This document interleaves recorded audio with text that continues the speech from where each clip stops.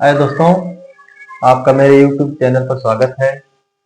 पढ़ते हैं future continuous tense और इसमें इंट्रोगेटिव सेंटेंस यानी प्रश्नसूचक वाक्य। जब बातचीत के दौरान आपस में पूछते हैं तो वे वाक्य इंट्रोगेटिव सेंटेंस कहलाते हैं और ये दो प्रकार के होते हैं, WH टाइप और यस नो टाइप। तो बात करते हैं आज यस नो टाइप प्रकार के वाक्यों की। यस नो टाइप अर्थात हाँ अथवा नहीं में उत्तर दिए जाने वाले वाक्य। ठीक है, तो जब इस टेंस की बात होती है तो आप यस नो टाइप प्रकार के वाक्यों का ट्रांसलेशन करने के लिए एक नियम याद रखेंगे। उसके तहत आपको आसानी होगी ट्रांसलेशन के लिए। सबसे पहले आप हेल्पिंग वर्ब लगाएंगे और हेल्पिंग वर्ब में जैसा आप जानते हैं इसके दो भाग हैं, विल बी और शैल बी। ठीक है, तो आप जैसा करता रहेगा, यदि आई और वी रहेगा तो आप शैल लगाएंगे, शेष अन्य करता रहेंगे तो विल लगाएंगे।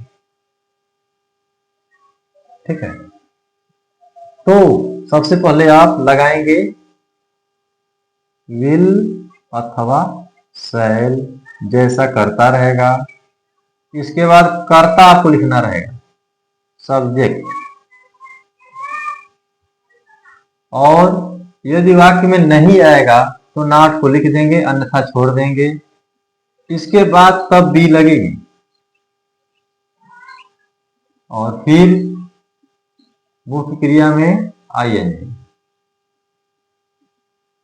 इंग फॉर्म ऑफ मेन वर्ब।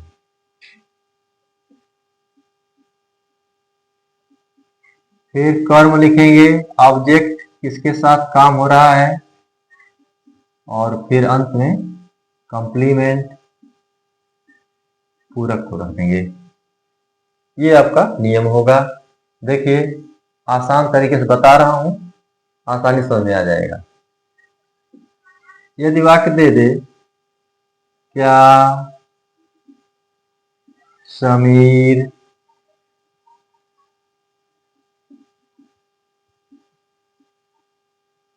चारपाई पर सोया होगा, यह वाक्य है। क्या समीर चारपाई पर सोया होगा, काम जारी है, तो फ्यूचर कंटीन्यूअस टेंस का वाक्य है।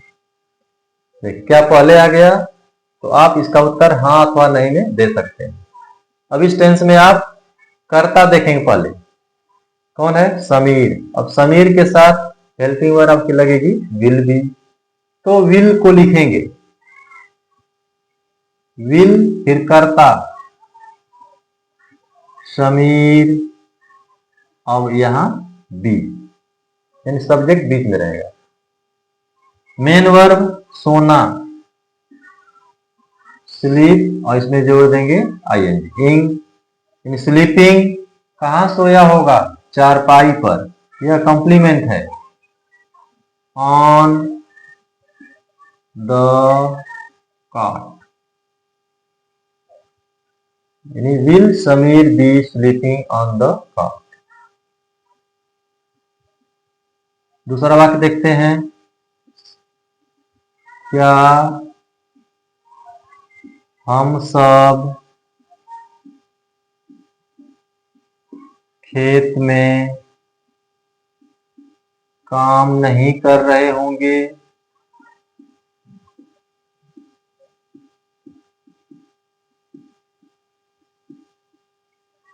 काम जारी है, देखिए रहे होंगे आ गया। तो अब हम देखेंगे सब्जेक्ट कौन है, हम सब। हम सब अब यहां से डिसाइड हो जाएगा कि आपकी हेल्पिंग वर्ब होगी शैल की।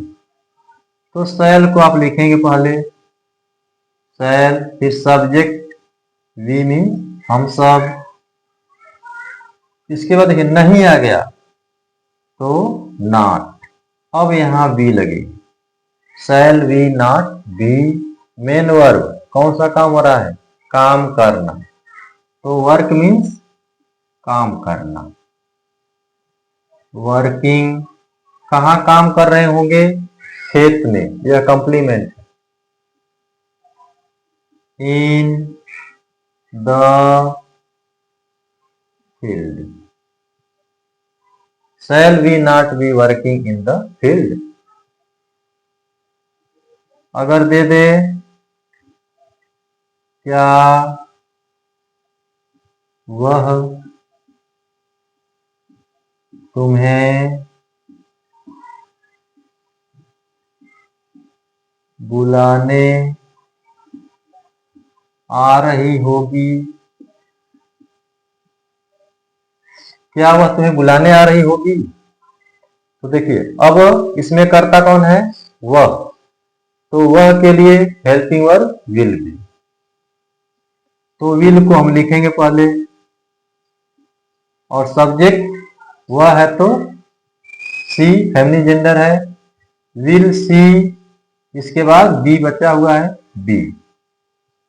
मेन वर्ब आना, कम मीन्स आना, यह हो जाएगा कमिंग।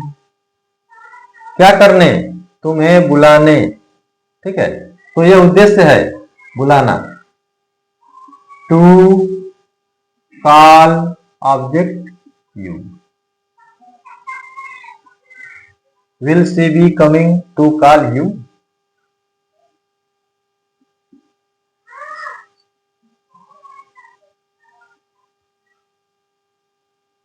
क्या गाय